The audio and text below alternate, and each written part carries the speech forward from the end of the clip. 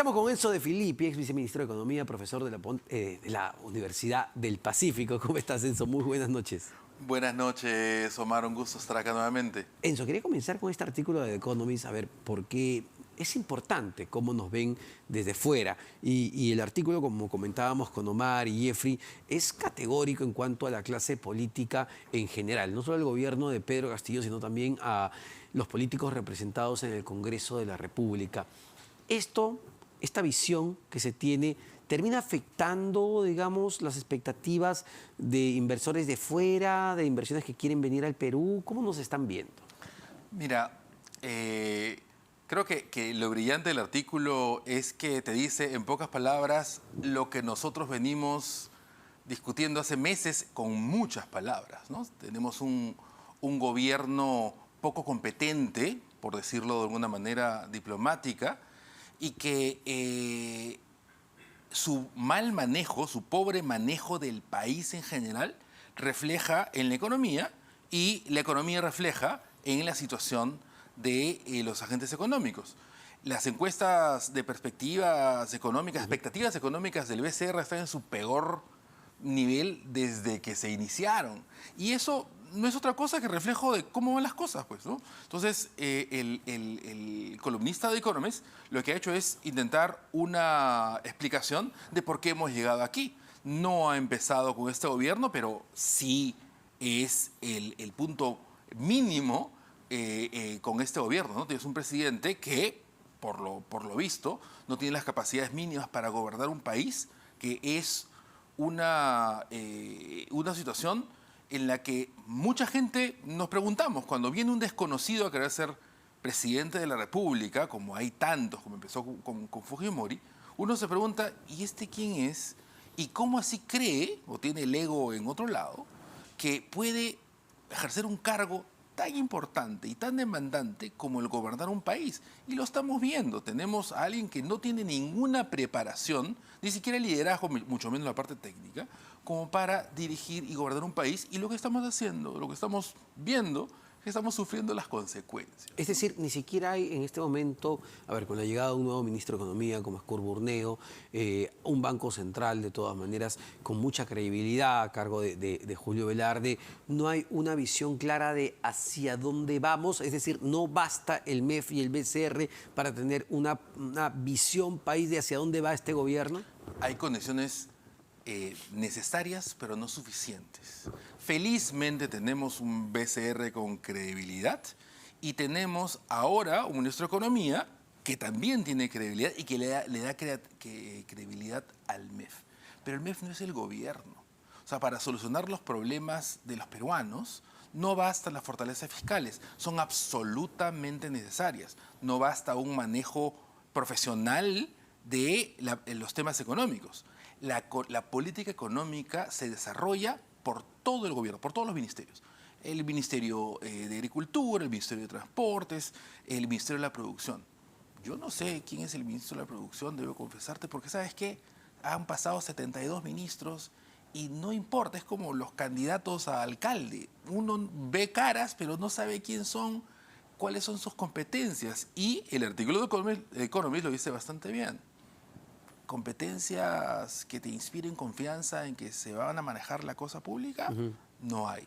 Y como dijeron Jeffrey y Omar, oye, esto a la gente le impacta en su bolsillo, ¿no? En su día a día. Y quizá podemos graficarlo de una manera, ¿no? Que fue increíble a nivel de las expectativas que generó. Tú recordarás el año pasado, por octubre del año pasado, el 3 de octubre, el presidente de la República va al Cusco, un meeting multitudinario, lanza lo que él llamó la segunda reforma agraria.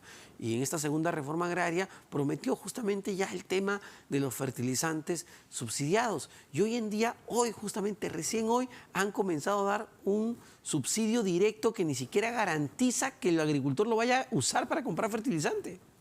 Mira, que la reforma agraria se reduzca a entregar fertilizantes creo que eso primero lo grafica.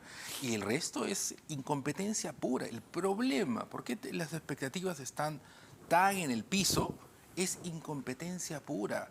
no, la gente no confía en que quienes nos gobiernan van a solucionar sus problemas diarios. El empleo la calidad del empleo ha bajado muchísimo en el Perú. La tímida recuperación del empleo ha sido sobre todo por el subempleo. La delincuencia, vemos algún cambio, cero. La salud en el Perú, que nos ha causado miles de muertos más de lo que nos debió causar la pandemia, no hay nada de eso. Y tú dices, ¿y cuál es el proyecto del presidente? ¿Tiene algún proyecto especial como lo tenía el gobiernos anteriores, la inclusión o el alcanzar a Chile que decía Alan García? Claro. No hay nada. Ahora, No hay nada. Dado que mencionas el empleo, que quizás es lo más importante para todas las personas en general, el empleo y la plata, los ingresos, esta semana conversaba con Alejandro Salas, que es ahora ministro de Trabajo y Promoción del Empleo, y hablábamos de eso, porque, a ver, según data de INEI, en el último año hay 1 millón de informales más, son 9 millones de informales según el INEI. Y le preguntaba, pero ministro, entonces ya, ok, tenemos ese dato, dado que quieren hablar del trabajo en su sector. ¿Qué se está haciendo? ¿Qué se está haciendo para combatir la informalidad? Y él me daba como ejemplo el incremento del sueldo mínimo, la tercerización, es decir, las medidas que para muchos más bien están yendo en el camino contrario. No es para muchos. La economía es una disciplina que tiene muchas miradas, pero en un país donde sobra mano de obra no calificada, incrementar el sueldo mínimo te genera más desempleo o más empleo precario. El sueldo mínimo en el Perú es bastante más alto que el ingreso medio en muchas provincias. Tú te vas a la sierra, te vas a Iquitos y el sueldo mínimo está muy por encima de la productividad de la gente, que es lo que marca el nivel de salario. Por lo tanto, si tú quieres emplear a alguien por lo que puede producir, no es el sueldo mínimo. Entonces, en vez de emplear a 5 personas, empleas a 2. Esas medidas van en contra de la creación de empleo, no porque lo diga Enzo Filippi, que no es nadie, es porque la lógica económica te lo señala. Que el ministro del Trabajo pretenda ignorar esa realidad es nuevamente lo que estamos hablando, una palabra que yo vengo repitiendo, creo que es 4ª vez en esta entrevista: incompetencia. ¿Qué le vamos a hacer? Ahora, otro tema importante que tiene que ver con la inversión privada, porque Julio Velarde, el presidente del BCR, dio una lectura interesante y te quería pedir el análisis respectivo. El propio Banco Central dice que este año la inversión privada no va a crecer.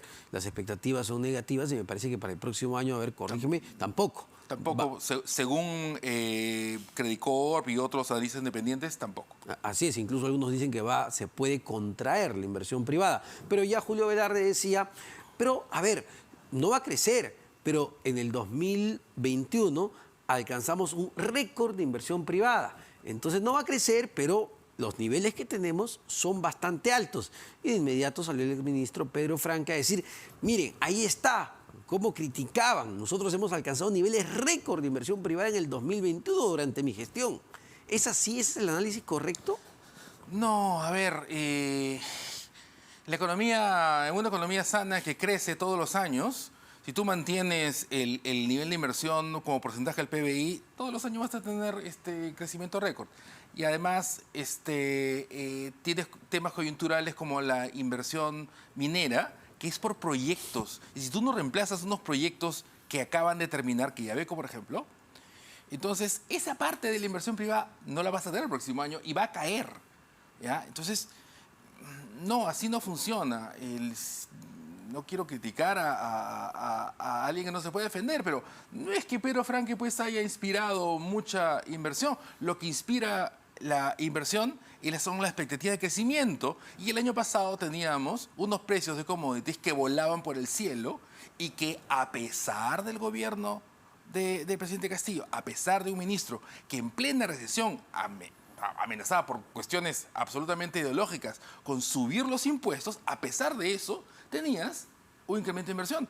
Ya se acabó ese motor que nos impulsaba los precios de las materias primas altos, y ahora lo que tienes es al revés. El mundo no te jala y en el Perú, pucha, tampoco, ¿no? El gobierno no es que inspira así un beneficio futuro como para que los inversionistas pongan su plata ahora para ganar algo después. Y a ver, es lo que me llamaba la atención hoy escuchando un poco al premier Aníbal Torres en el cierre del Perumín en Arequipa. Él decía que las inversiones mineras se pueden sentir tranquilas aquí en este país, hay seguridad jurídica, que vengan a invertir sin problemas. Y uno recuerda pues la época, efectivamente, de Pedro Franca, que quería subir los impuestos, y no solo él, sino Mirta Vázquez en ese momento como premier, que quería cerrar las minas, que no quería ampliar las licencias. Y uno dice, ¿qué pasó aquí? Mira, el problema va mucho más allá de la coyuntura. El problema del Perú lejos de Lima es un problema que requiere mucha muñeca política de manejar. Porque tú tienes un problema que es estructural. En las provincias, en los distritos, quienes manejan la inversión que va a mejorar la vida de la gente son los políticos locales que no tienen una gran formación, donde no saben gastar muy bien y en muchos casos hay mucha corrupción.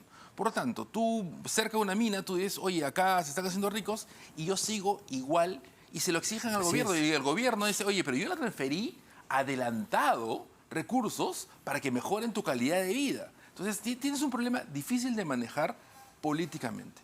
Y cuando tú tienes un gobierno que no es capaz de manejar políticamente, lo más fácil es echar la culpa a la mina. Y mucho de eso es lo que vemos. Y me gustaría que sea verdad lo que dice el premier, pero si tú ves la producción en las Bambas, si está en el nivel que podría estar o está reducida a la mitad después de haber estado con mucho menos producción durante un gran tiempo, tú puedes decir, mira, son buenas ideas, ojalá fuese así, pero la realidad es diferente, ¿no? Y a ver, Enzo, la economía ya en perspectiva y en tendencia además, porque también escuchamos esta idea de las autoridades. El Perú es uno de los países que más crece en la región. Claro, luego escuchamos también al doctor Velarde decir, bueno, con 3% pues no vamos a poder reducir pobreza, no vamos a poder generar empleo de calidad. Pero ¿cómo nos está yendo? ¿Cómo nos va a ir? ¿Cuál es la tendencia del crecimiento de la economía y sobre todo del empleo?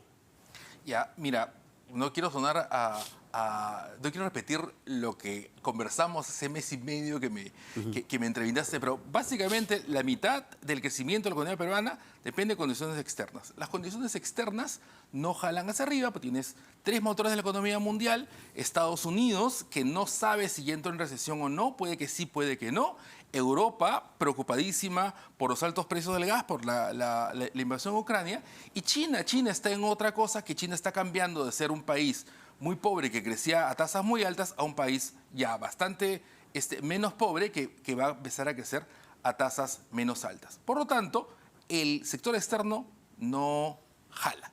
Y el sector interno, como decíamos, no inspira. Entonces, hacia el pasado, tú ves que el Perú ha crecido mucho más que el demás países de la región. Actualmente no está ocurriendo así. De hecho, actualmente, si tú ves entre el 19 y el 2021, hay un artículo en Gestión Hoy al respecto, el Perú es uno de los que han crecido menos, ¿no? Han recuperado menos después del bajón. Pero felizmente nos hemos recuperado. Y las perspectivas podrían estar peor, ¿ya? Lo mejor que te voy a decir es, podrían estar peor. Podríamos estar hablando de recesión y eso no está en la mirada de nadie. Felizmente, todavía tenemos perspectivas de crecer poco, pero seguir creciendo. Si antes subíamos la escalera por 3 escalones, ahora lo vamos a subir por 1, pero vamos a seguir subiendo, ¿ya? Eso no alcanza para emplear a los miles de jóvenes que entran al mercado laboral todos los años, para mejorar la calidad del empleo. El 70 y pico por ciento de la gente empleada en el Perú está empleada debajo del estándar, o sea, su empleo. Pero por lo menos no empeoramos, ¿ya? Entonces, ¿qué cosa debería ocurrir? Algo que lamentablemente, Omar, no va a pasar: que el gobierno inspire confianza. Ahora, una última pregunta muy rápida, nos gana el tiempo, Enzo, pero que sé que preocupa mucho, o sea, el dólar. el tipo de cambio. Ya lo vemos muy cerca nuevamente, muy cerca a los 4 soles por dólar. Tenemos que acostumbrarnos a vivir en un mundo con un precio del dólar a ese nivel por lo que viene pasando a nivel externo. Mira, increíblemente, y probablemente ese es trabajo del BCR, el dólar en el Perú se ha mantenido bastante estable. Después de la subida, después del susto cuando elegimos a Pedro Castillo, subió a 4 y pico, Sí, bajó a 3.90. En el mundo el dólar se está fortaleciendo justamente porque en Estados Unidos hay una inflación que podría estar generando recesión. Entonces la Fed aumenta las tasas, sus tasas de referencia justamente para contener la inflación, y eso hace que el dólar se fortalezca. Muchos capitales se vendan sus soles y se conviertan a dólares. Eso debería hacer que el dólar se debilite, es decir, aumente. No está ocurriendo, pero en otros países, en Chile, el dólar hasta hace no mucho estaba en 800, ahora está casi 1000. Oh. O sea, se ha depreciado más por condiciones, además, de la situación política chilena. En el Perú todavía no ha ocurrido, pero no me sorprendería que ocurra, solamente para mantener el nivel actual al ritmo de la inflación. Debería terminar como en 4 el dólar a fin de año. No veo que